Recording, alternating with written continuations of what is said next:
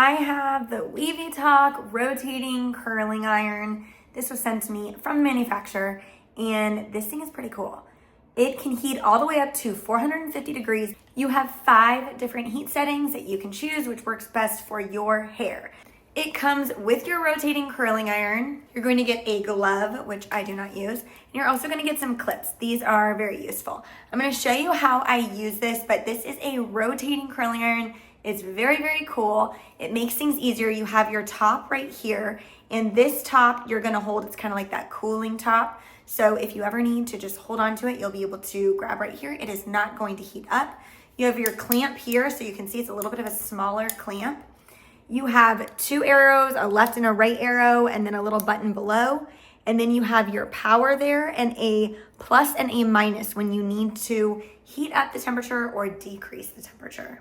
This little button below is your home button. So once you curl the piece of hair, you're gonna press that and it's going to go back to home and kind of like reset. It has a nice swivel cord, which I like too, so you're not getting tangled up in that. So I first plug it in and then I hold down this power button and it is gonna start to heat up right there. Now, if you need to do it hotter, which I know I'm gonna need like the most heat, you just continue to press the plus button there. It'll heat up pretty quick and then I'll show you what it does.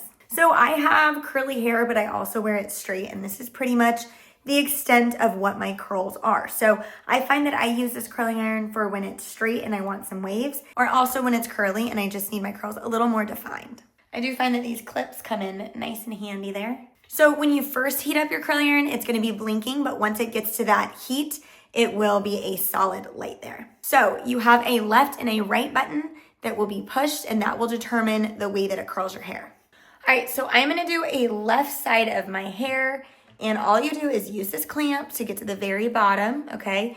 And then you're gonna use your button, and I'm using my left-sided button here, and it curls it up. I don't have to hold it for that long, but it does it all by itself. I don't actually have to twist it myself.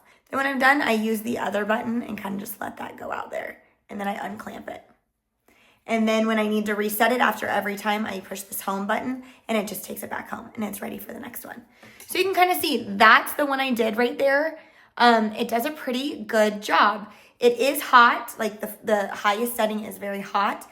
And so you can kind of figure it out. There's a little bit of a learning curve, but it doesn't take that long to figure out. Even for me who keeps using it, I have to I don't really remember which way to spin it. So you get your hair in there. I take it to the bottom and then I just use my arrow to take it up and then I stop. You don't need to hold it there that long. And then I use the opposite arrow to release it and then make sure you unclamp it there. And there is that there. And you press your home button and you are back to the original. So it does a pretty good job. I mean, if you just need a little extra curl, gonna get that curl perfect.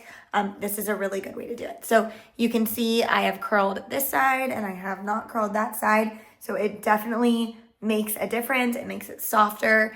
It makes some of those bigger waves. This is the 1-inch size. So for me, that's a really good size. So if you're looking for a good curling iron that does something a little different than the original, where you don't have to use your hand as much, this does it all on its own. This rotating curling iron is pretty cool.